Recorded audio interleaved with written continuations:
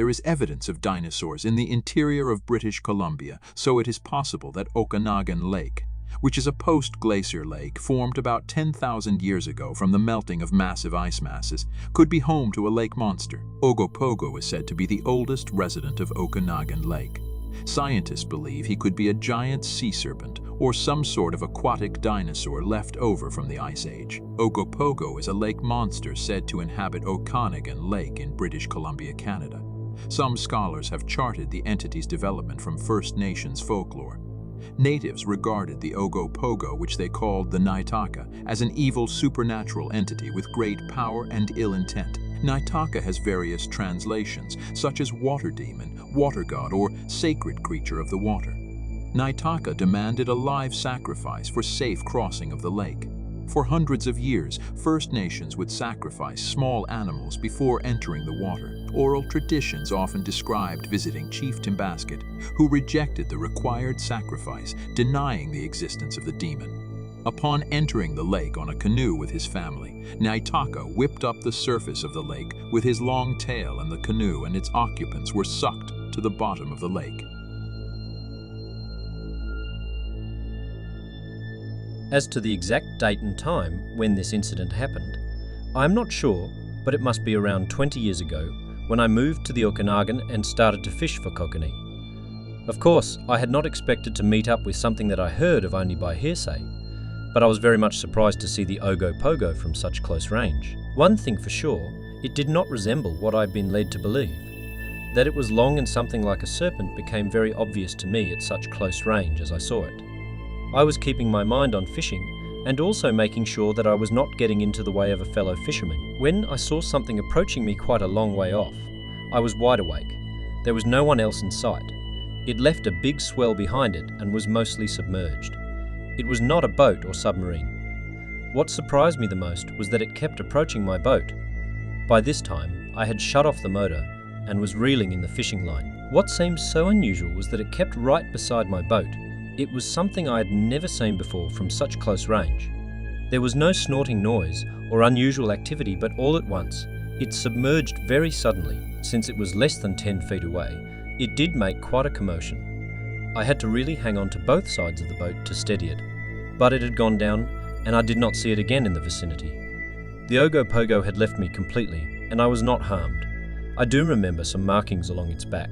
There were brownish coloured lines along its back about 8 or 9 inches apart, and it looked like lines connecting them. In the spaces connecting the lines, there was yellowish tint or colour, but there was no suggestion that it had scales or humps, just a smooth skin, since the head was submerged during all this time, that the back area was exposed. And I did only surmise that this creature must be at least 50 feet long, and must have a girth at least as big, that in no way could it have fit into a 14-foot fiberglass boat. The boat would have sunk for sure with the weight of it. I have met up with Ogopogo many times since then, even seen 3 of them swimming together in formation side by side. One thing I have noted about them is that they are seldom seen, if ever, when there are noisy powerboats around in the area. When you are fishing with a small boat, you are more apt to see one.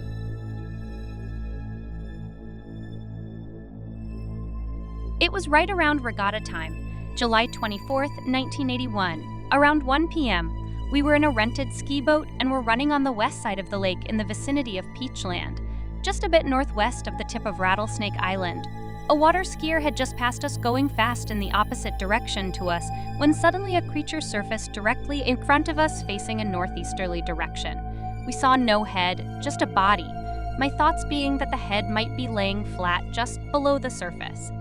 At first, I thought it was the wake of the other boat, but then realized that the boat's wake was going the other direction. As we came closer, the creature broke into a fast-paced, undulating motion. I pointed our boat directly at it, but as we neared it, the creature submerged, causing a large, frothy whirlpool. I turned the boat around and could see the creature 2 or 3 feet below in the water. It moved at great speed, at least halfway across the lake before it swam deeper and out of sight. The creature was at least 50 feet long and seemed to be either very dark green or black. I have not reported this story publicly before now, as it is just too unbelievable. This sighting occurred in late July of 1986. I was paddling a canoe near Ellison Provincial Park, and my 2 girls were trawling for fish. They were about 8 and 10 years old at this time. Since it was dusk and the stars were beginning to be visible, we began to head toward the dog beach at Ellison to head back to camp. It was a warm night. The lake was smooth as glass, and it was a very quiet evening with no motorboaters. We were about 100 meters out from the beach when we noticed a rounded object on the water. The object was not moving. Thinking it was something like a play toy or an inner tube, I decided to paddle over and investigate. As we approached, the first thing I noticed was a strong fishy smell. When the front of the canoe was within a meter or so of the object, we noticed it was about 1 foot wide by 4 feet long and had 2 rows of arrowhead-shaped scales running its length. It was dark green in color. We sat there a few seconds and I asked the kids to reel in their lines. Then we heard a kind of moaning or low growling noise. We realized that about 5 to 10 meters further ahead, there was a large head facing away from us, silhouetted against the dusk sky. The head appeared to be about the size of a horse head, and it appeared to have horizontal conical-shaped structures like horns. My kids turned to ask what this was, and I said the Ogopogo at this juncture, realizing what I'd just said. My hair stood straight up, and my older daughter freaked out and demanded we head to shore. The creature appeared to notice we were there and slowly moved away. It did not move with any undulations, but moved slowly with the head and hump in the same position. Its movement seemed consistent with the idea of a large body under the water and a long folding neck. After moving off about 50 meters, it turned as if to take a look at us and then it submerged. This whole incident lasted about 2 minutes. I did have a camera in the boat with me, but was just too shocked to think of trying to use it. We have often returned to Ellison Park to camp and paddle, but I have never seen anything like that again. My parents had taken us to BC to visit my uncle. We were a family of 4 boys and mom and dad. We were camping in a tent trailer at a campground that I believe was owned by First Nations on Lake Okanagan. Dwayne, the oldest of the boys, was sleeping outside in a pup tent. Sometime around 2 a.m., there was a lot of very loud splashing in the lake. My mother was worried that somehow Dwayne found himself in the lake, so she called out to see if he was okay. He said that something was in the lake. My mother, father, and Dwayne were on the shoreline trying to see it. Dad had a flashlight, and here's what he said happened. He is shining the light out over the water, and he sees something moving back and forth that he said was about the length of our station wagon. Okay, here's where it gets crazy. So Dad's shining his flashlight over the water, and this creature turns towards shore. Dad said that it's now trying to pull itself up on shore. He said it had a head that resembled a horse and legs, similar to a sea turtle. So now Dad is standing on shore with a flashlight and an axe in his hand. So now Mom and Dwayne are crying and in a total panic. Dad's trying to figure out what the hell he's looking at.